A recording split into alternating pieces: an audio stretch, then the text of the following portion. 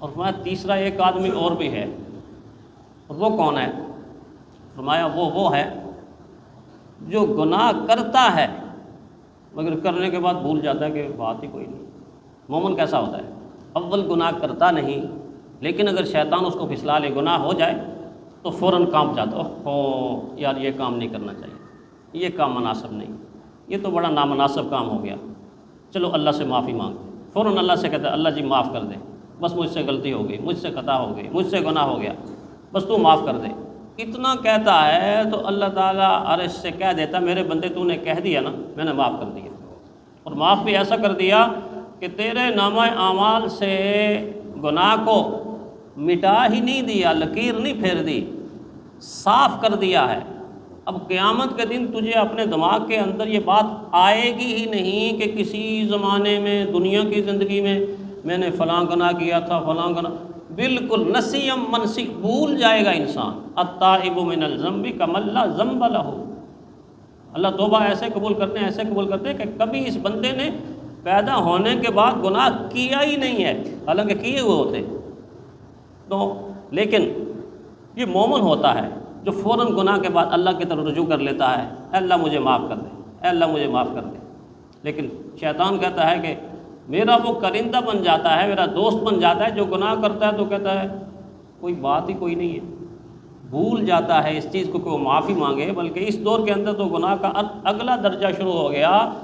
کہ گناہ کے کاموں کو لوگوں نے نیکی کا درجہ دے دیا، گناہ کے کاموں کو لوگوں نے نیکی کا درجہ دے دیا، اور نیکی کا درجہ جب لوگ دیں گے تو نیکی سے توبہ کوئی کرتا نہیں۔ اس کا مطلب یہ ہے کہ کبھی بھی زندگی میں ان کو توبہ کی توفیق نصیب نہیں۔ کتنا خطرناک راستہ ہے شیطان کا راستہ۔ تو پہلی حدیث پیارے پیغمبر صلی اللہ علیہ وسلم کی جو میں نے آپ کو سنائی کہ گھروں کو قبرستان مت بناؤ، جس گھر کے اندر سورہ بقرہ تلاوت ہوتی ہے اس گھر میں شیطان کا داخلہ بند ہو جاتا ہے، شیطان اس گھر سے بھاگ جاتا ہے۔ پھر فرمایا کہ یہ صورت ایسی ہے جس صورت کی عظمت کو اللہ کے حبیب نے مثال دے کر سمجھایا۔ مثال دے کر ٹیچر کہاں سمجھاتا ہے؟ جہاں بچوں کو، طالب علموں کو آسان کر کے بات سمجھانی ہو نا، وہ مثال دیتا ہے۔ معلم، سکھانے والا، بتانے والا مثال دیتا ہے، اچھا 2 + 2 4، حالانکہ آسان ہے، میرے آپ کے لیے آسان ہے، لیکن بچے چھوٹے کے لیے تو آسان نہیں ہے۔ تو پھر جو مثال پکڑتا ہے، یہ دیکھو 2 پنسلیں ہیں، یہ دیکھو 2 پنسلیں ہیں، اب ان کو ملا کے دیکھو کتنی بن گئیں، تو بچہ گن کے کہتا ہے 1 2 3 4۔ مثال سے بچے کو سمجھ آ گئی کہ 2 کو اگر 2 میں اگر 2 کو اور شامل کیا جائے تو 4 بنتے ہیں۔ تو مثال کے ساتھ بات آسان ہو جاتی ہے سمجھنی، اور مثال کے ساتھ انسان پوری بات کو سمجھتا ہے، مکمل بات کو سمجھتا ہے، اور مثال کے ساتھ بات جو سمجھی جاتی ہے وہ بولتی جلدی نہیں ہے، کیونکہ اس کے سامنے ایک نظارہ آ جاتا ہے، دیکھی ہوئی چیز بولتی نہیں ہے۔ اسی لیے قرآن حکیم نے، آگے آپ پڑھیں گے آپ سیکھیں گے کہ مثالوں کے ساتھ جتنے مشکل مسئلے ہیں قرآن حکیم نے وہاں کوئی نہ کوئی مثال قائم کی ہے۔ دیکھو اس طرح کی مثال ہے، یہ مثال ہے، مثال کے ساتھ مسئلے کو سمجھایا۔ یہاں پیارے پیغمبر صلی اللہ علیہ وسلم نے سورۃ البقرہ کی عظمت کو، فضیلت کو، برتری کو ایک مثال کے ساتھ سمجھایا، اور مثال بھی وہ جو اس وقت عام لوگوں کے سامنے تھی۔ عرب میں اونٹ عام ہے، اونٹ، تو اونٹ کے بدن کے ایک حصے کی مثال دے کر حضور صلی اللہ علیہ وسلم نے سورۃ البقرہ کی فضیلت کو سمجھایا۔ بعض اونٹ ہوتے ہیں ان کی کوہان، اوپر سے کوہان ہوتی ہے نا، یوں اوپر جا کے نیچے ہوتی ہے، کوہان جسے کہتے ہیں، ابری ہوئی وہ جگہ جو بلندی کی طرف جاتی ہے اور یوں گول سی ہوتی ہے، ایک گنبد نما چیز اللہ نے بنائی اونٹ کے اوپر۔ تو حضور صلی اللہ علیہ وسلم نے اس کو مثال بنا کے سورۃ البقرہ کی فضیلت سمجھائی، کیونکہ اوپر جو چیز جاتی ہے وہ عظمت کی نشانی ہوتی ہے۔ دیکھیں نا، بلندی سے کئی چیزیں پہچانی جاتی ہیں۔ ویسے تو فیصل مسجد کتنی خوبصورت ہے، بہت خوبصورت ہے، لیکن جب آپ جاتے ہیں کشمیر روڈ کے اوپر، فیصل مسجد کی طرف سفر کرتے ہیں، تو گاڑی سے سب سے پہلے جو اس کی خوبصورتی کا شاہکار نظر آئے گا وہ اس کے مینار نظر آئیں گے، اس کے مینار نظر آئیں گے۔ آپ مینار پاکستان پہ ہوں گے تو مینار پاکستان کی خوبصورتی، لیکن ادھر سے ہٹ کے دیکھیں گے تو بادشاہی مسجد کے مینار نظر آئیں گے۔ مینار نظر آئیں گے۔ اسی طرح جب آپ مدینہ کے اندر انٹر ہوں گے تو بس یوں گھومے گی، تو گھومتے ہی گھومتے تھوڑی دیر کے بعد آپ کو سب سے پہلے مسجد قباء کا مینار نظر آئے گا، اور اس کے تھوڑی دیر کے بعد مسجد نبوی کے مینار نظر آنا شروع ہو جائیں گے۔ جب مسجد نبوی کے مینار نظر آنا شروع ہوتے ہیں نا، تو حاجی کا دل دک دک دک دک دک دک کرتا ہے، پیار، محبت، جذبات کا ایک طوفان دل کے اندر اٹھتا ہے، بعض کی آنکھوں سے آنسو رواں ہو جاتے ہیں، زبان کے اوپر درود شریف کا نغمہ جاری ہو جاتا ہے۔ انسان سوچتا ہے کس جہان میں آ گیا، میں کہاں تھا اور کہاں آ گیا ہوں، میں کہاں تھا اور کہاں آ گیا ہوں۔ تو سب سے پہلے جب مسجد نبی کے مینار نظر آتے ہیں تو بس حاجی عمرہ کرنے والا سوچتا ہے اب میں قریب آ گیا ہوں، اب میں قریب آ گیا ہوں۔ محمد کا روزہ قریب آ رہا، ہاں کس کا شعر ہے پتہ نہیں،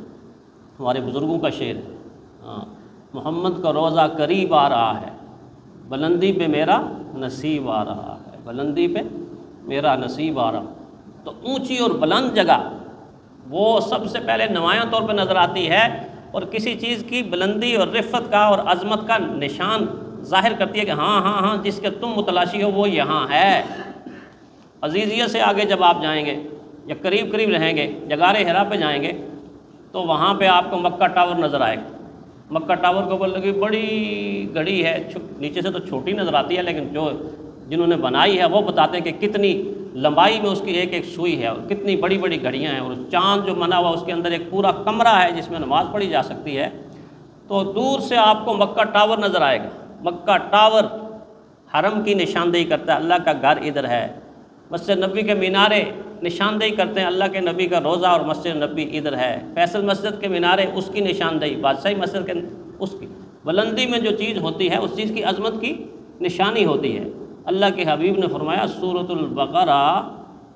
کو ایسے سمجھو جیسے اونٹ کے جانور کی کوہان ہوتی ہے کہ وہ بلندی کی طرف اشارہ کرتی ہے، نہیں اتنی بلند ہے یہ، اتنا مرتبہ اور مقام اس کا بلند ہے،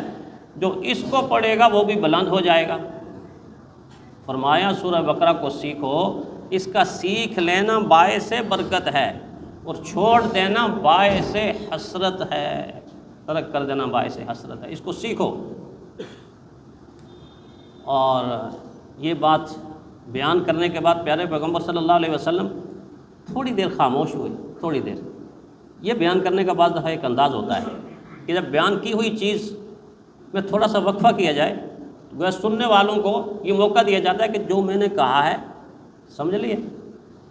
لیے اچھی طرح سے، تھوڑا سا وقفہ کیا، اور تھوڑے سے وقفے کے بعد فرمایا دیکھو سورۃ البقرہ اور سورہ آل عمران سیکھو، یہ دونوں نور سے بھری ہوئی صورتیں، نور سے بھری ہوئی صورتیں ہیں، اور قیامت کے دن اپنے پڑھنے والوں کے لیے سائبان کی طرح یا بادلوں کی طرح یا پرندوں کے جھنڈ کی طرح سایہ بن کر پڑھنے والوں کے لیے کھڑی ہو جائیں گی۔ جس دن کوئی سایہ نہیں ہوگا، نہ کسی دیوار کا، نہ کسی درخت کا، نہ کسی مکان کا، نہ کسی دکان کا، کسی چیز کا سایہ نہیں ہوگا، اللہ کے عرش کے سائے کے سوا کسی چیز کا سایہ نہیں ہوگا۔ فرمایا قیامت کے دن یہ صورتیں اپنے پڑھنے والوں کے لیے سائبان کی طرح سایہ کریں گی، اس محشر کی گرمی سے بچائیں گی۔ حضرت عمر رضی اللہ تعالیٰ عنہ کے بارے میں یہ بات آتی ہے کہ انہوں نے رسول اللہ صلی اللہ علیہ وسلم سے یہ صورت 12 سال میں سیکھی، 12 سال لگائے ہیں سورۃ البقرہ کے معنی، مفہوم، تفہیم، ترجمہ، اس کے علم کی گہرائی، اس کے علم کی گہرائی، اس کے اندر جو مضامین بیان ہیں، سیکھتے سیکھتے 12 سال لگ گئے ہیں حضرت عمر رضی اللہ تعالیٰ عنہ نے۔ اور جب سیکھ کر یہ صورت ختم کی تو بہت بڑی صحابہ کی شاندار دعوت بھی کی تھی، شاندار دعوت بھی کی اسی خوشی کے اندر۔ اب آپ سوچ رہے ہوں کہ 12 سال، اس صورت کے مضامین اصل میں اتنے زیادہ ہیں کہ ایک ایک مضمون کو اگر انسان سیکھے تو کئی مہینے بھی لگ جاتے ہیں۔ اس صورت میں اللہ کی توحید کا بیان ہے، اللہ کی رسالت کا بیان ہے، آخرت کا بیان ہے، جزا اور سزا کا بیان ہے،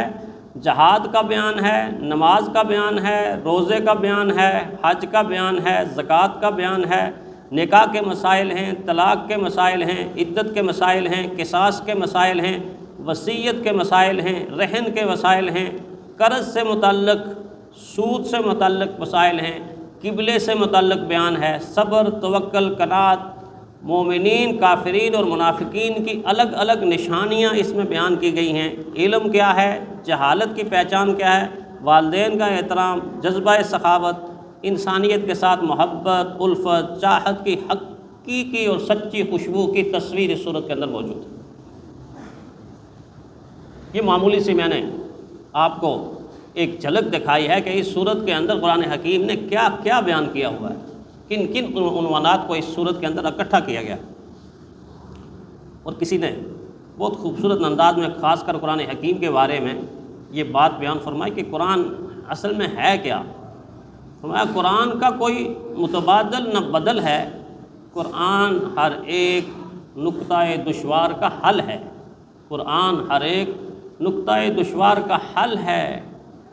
قرآن رسالت کا محافظ بھی خبر ہے، قرآن بصیرت بھی، بصارت بھی، بصر بھی، قرآن نظائر بھی، نظارت بھی، نظر بھی، اور قرآن تاثیر بھی، مؤثر بھی، اثر بھی، قرآن میں صحرا بھی، سمندر بھی، حجر بھی،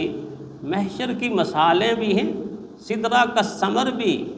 اور قرآن کے دامن میں ہے ہر خشک و تر بھی، ولا رطب ولا یابس الا فی کتاب مبین، کوئی خشک اور تر چیز اللہ نے چھوڑی ہی نہیں ہے جو لوح محفوظ میں محفوظ نہ ہو، اور جو لوح محفوظ میں محفوظ ہوا وہ قرآن کے اندر آ کر محفوظ ہو گیا، قرآن کے اندر آ کے محفوظ ہو گیا۔ قرآن منور بھی، مطہر بھی، صدا بھی، قرآن معظم بھی، مکرم بھی، ضیاء بھی، قرآن خزینہ بھی ہے، مخزن بھی، عطا بھی، قرآن نوازش بھی، عنایت بھی، عطا بھی، اور قرآن مقین بھی، قوانین خدا بھی، قرآن مذکر بھی، تفکر بھی، صلہ بھی، قرآن میں افکار بھی، آداب وفا بھی، اور قرآن میں انعام بھی، رحمت کی، رحمت بھی، سزا بھی، قرآن عجوبہ بھی، عجائب بھی، عجب بھی، اور قرآن کرینہ بھی، سلیقہ بھی، ادب بھی، اللہ کی مرضی بھی، پیغمبر کی رضا بھی، عیسیٰ کا نفس اور موسیٰ کا عصا بھی، قرآن معلم بھی، مدرس بھی، جزا بھی، قرآن مفکر بھی، ہدایت بھی، ہدا بھی، کونین کا مقصد بھی ہے، کونین کی حد بھی، قرآن کی آیت میں ازل بھی ہے، ابد بھی۔ اور میں نے تھوڑی سی اس کے بات کی ہے، ملکہ جہاں جو کتاب نظم میں ہے اس میں نے یہ بات لکھی کہ کلام خدا ہوں، پیغام خدا بھی، کہ کہتے ہیں مجھ کو کتاب خدا بھی، کہ کہتے ہیں مجھ کو کتاب خدا بھی، نہیں میرا ثانی زمین و زماں میں، میری مثل نہیں، میری مثال نہیں، نہیں میرا ثانی زمین و زماں میں، کہ مجھ سے ہی حاصل ہو رب کی رضا بھی، جہاں کے خزانے ہیں دامن میں میرے، سب اس کے دامن میں اندر، جہاں کے خزانے ہیں دامن میں میرے، تو حکمت کی روشن مسالے ہیں کیا کیا، کنارہ نہیں بحر سمندر، کنارہ نہیں بحر کا میرے کوئی، ازل کی تجلی ابد کی ضیاء بھی، ہیں جتنے جہاں بھی خدا نے بنائے، سارے کے سارے باہر کی کائنات اور باہر کی دنیا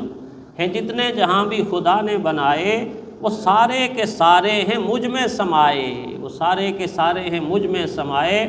نہیں رطب و یابس کوئی اس سے باہر، زمین بھی، ہوا بھی، فضا بھی، خلا بھی، یہ جتنی کتابیں ہیں، تورات، زبور، انجیل، صحیفے،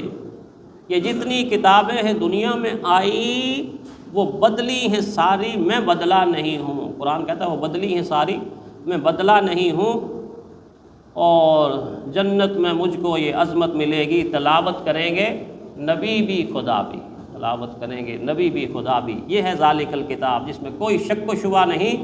ہدی للمتقین، یہ متقی لوگوں کے لیے ہدایت ہے۔ میں نے اس کا آسان ترجمہ اپنے الفاظ میں کیا کیا ہے، فرمایا فائدہ وہ اٹھائیں گے جو دامن پھیلائیں گے، متقین کا ترجمہ، فائدہ وہ اٹھائیں گے جو دامن پھیلائیں گے، اور جو دامن چھڑائیں گے بھاگیں گے ابو جہل کی طرح، ابو لہب کی طرح، عتبہ کی طرح، شیبہ کی طرح۔ جو دامن چھڑائیں گے وہ ہمیشہ پچھتائیں گے، وہ ہمیشہ پچھتائیں گے۔ اس سے فائدے کے لیے کیا ہے؟ اہل طلب، اہل آرزو، جو تمنا کرے گا، جو طلب کرے گا، جو آرزو کرے گا، جو آگے بڑھے گا، اس کے لیے یہ نور کے ہدایت کے راستے کھول دے گا، اور جو بھاگے گا پھر وہ اس سے ہدایت نہیں پا سکتا، اس سے فائدہ نہیں اٹھا سکتا۔ اللہ تعالیٰ صحیح طور پر ہمیں قرآن حکیم سیکھنے اور سکھانے کی توفیق عطا فرمائے۔